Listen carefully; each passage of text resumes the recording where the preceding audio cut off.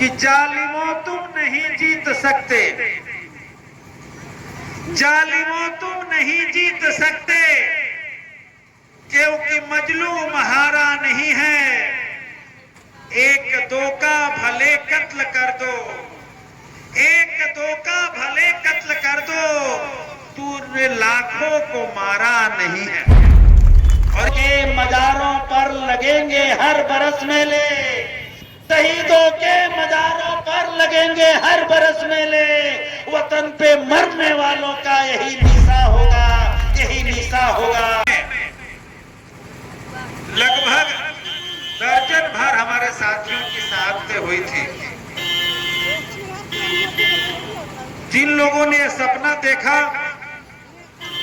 जिन लोगों ने यह सोचा, मैं उन लोगों से कहना चाहता हूं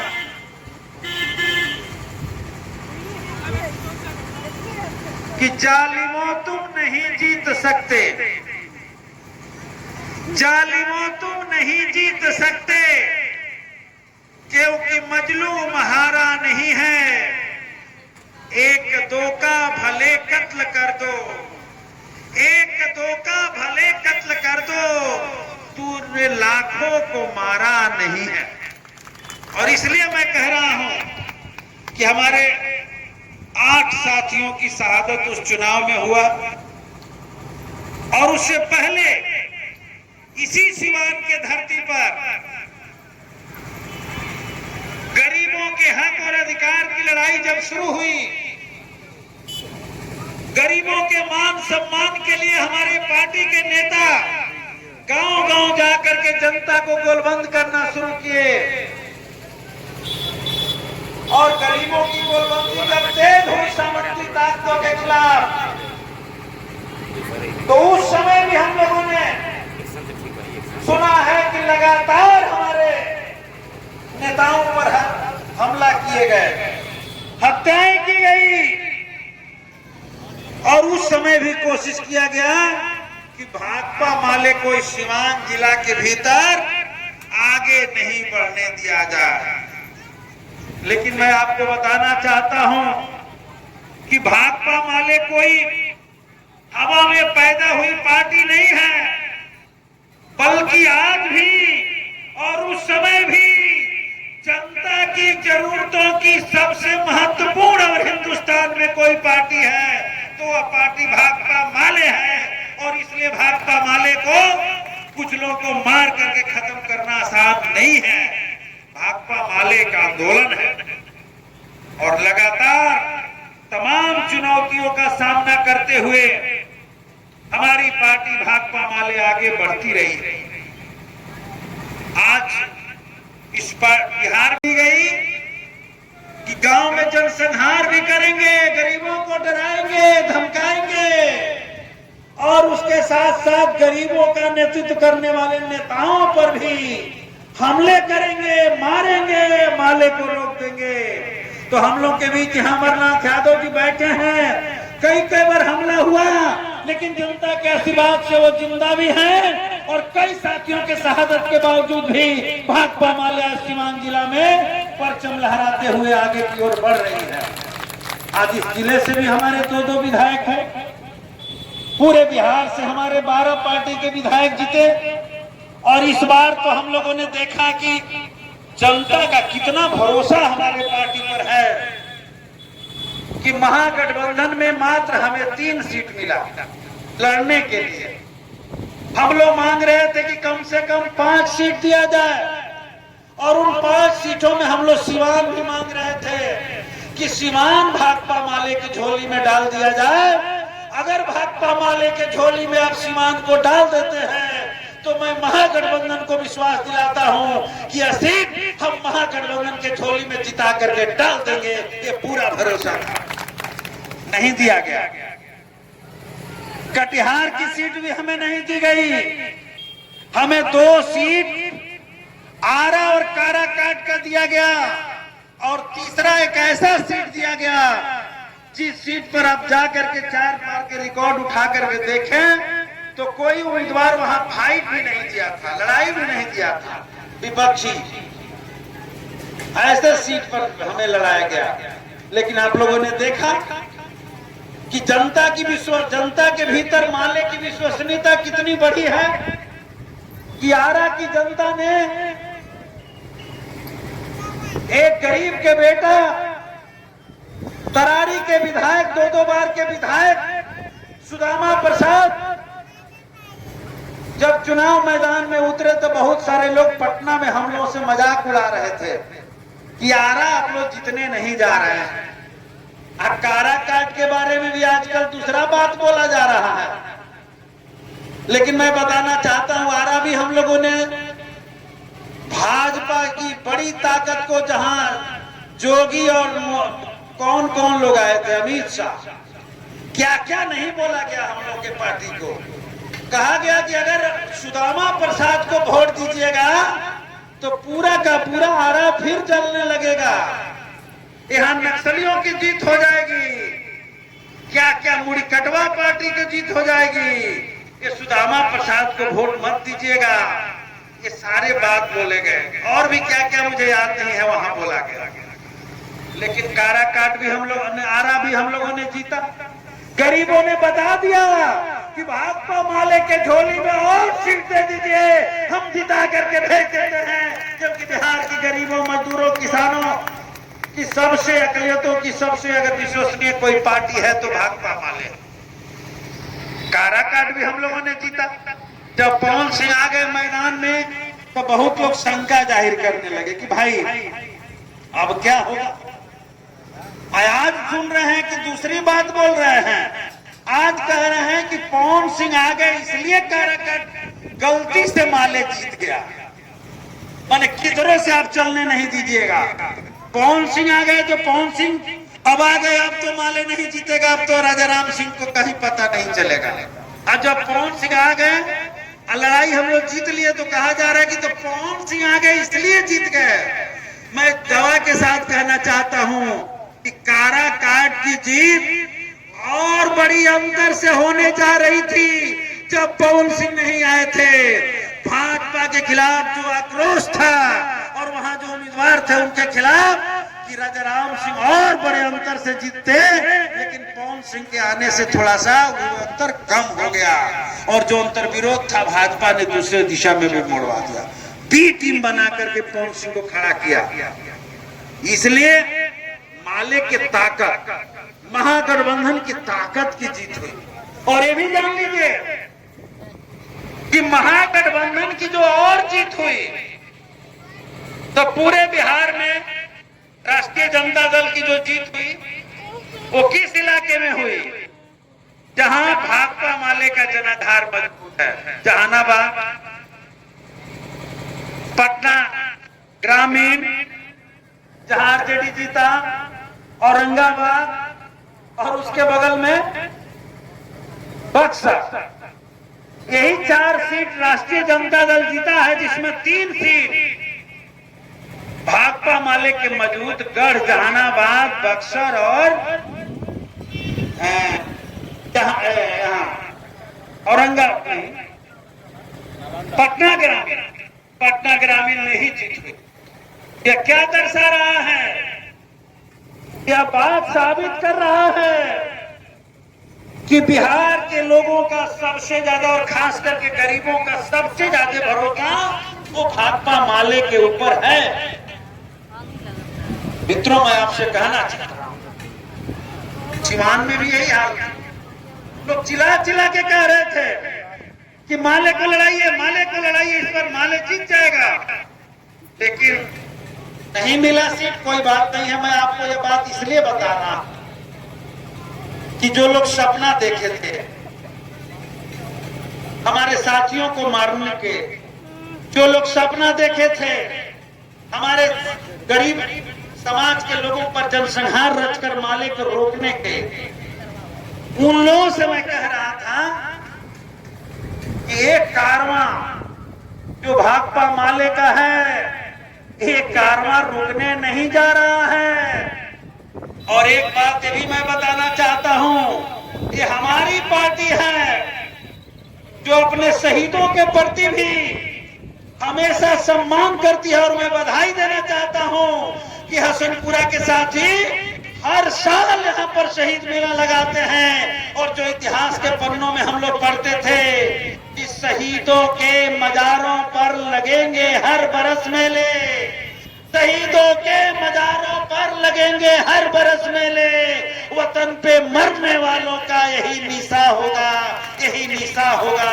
हमारे साथियों ने जो कुर्बानी दिया है, जो शहादत दिया है, इस देश के लिए दिया है।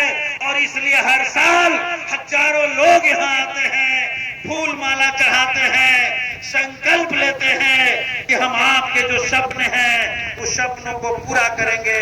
और मैं भी कहना चाहता हूं कि उनका सपना क्या था। वो गरीबों का राज चाहते थे, और सर्वहारा का राज चाहते थे। वो ऐसे समाज बनाना चाहते थे जिस समाज में भाईचारा हो, नफरत नहीं। जो आज भाजपा हिंदुस्तान के गद्दी पर बैठ करके देश में नफरत की बीज बो रही है। तीसरी बार सत्ता में आने के बाद एक उम्मीद जग गई थी बहुत लोगों को कि चलिए भाई, इस बार तो सरकार बैसाखी पर खड़ी है, इस बार सरकार के चेहरे कुछ बदल जाएंगे। लेकिन मैं देख रहा हूं कि इस बार भी चेहरा बदला नहीं है। पीएम तो वही है और गृह मंत्री वही है और घुमा फिरा के स्पीकर भी वही बना दिए गए। सब वही है, वित्त मंत्री भी वही है।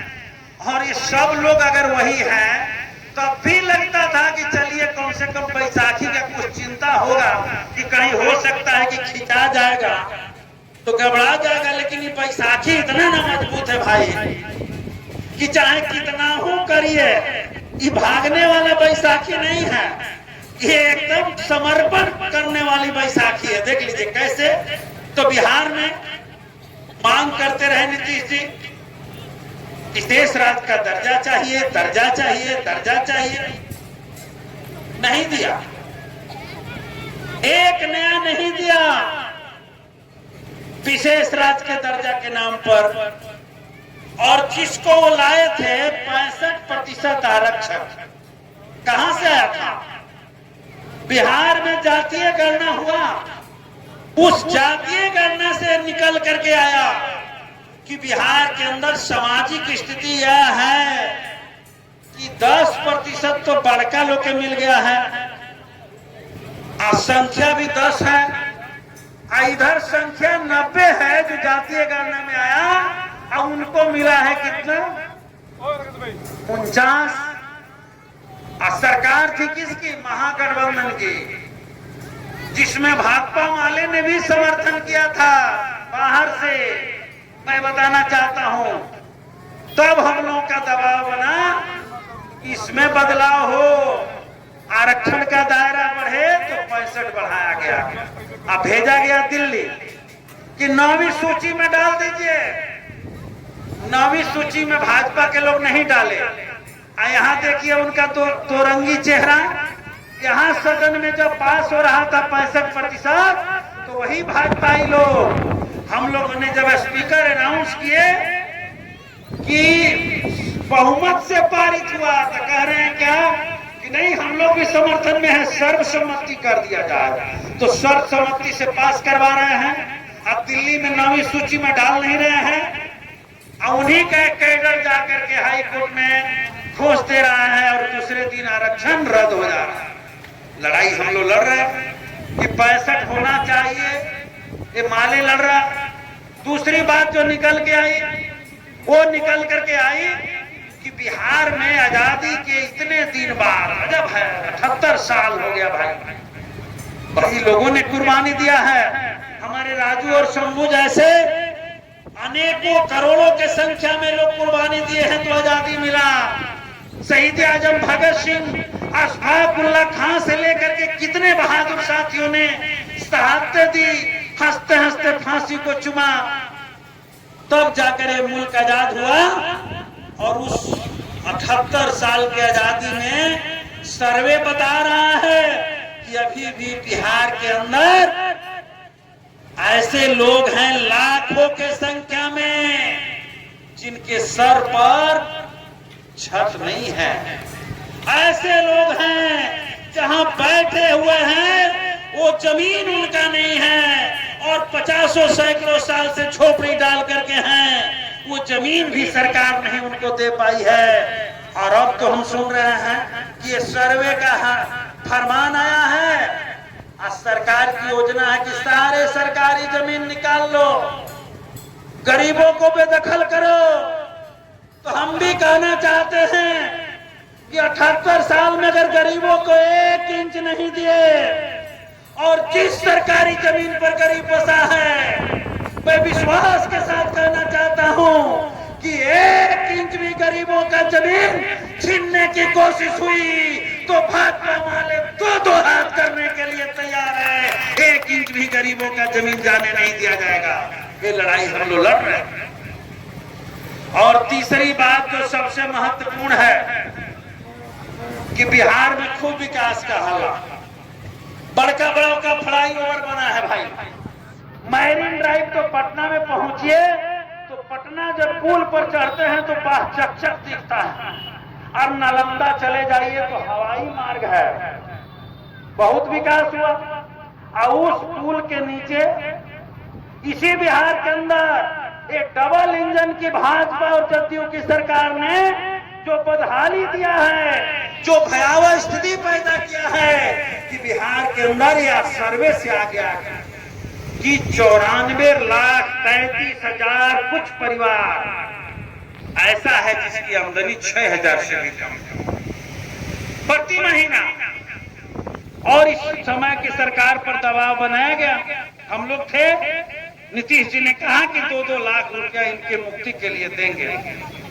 हुआ कि चलिए भाई कम से कम महागठबंधन की सरकार है, ये पैसा भी गरीबों को मिल जाए। अब तो पलटी मार दिया है, आज सरकार के सीओ कह रहा है कि हम आए नहीं देंगे।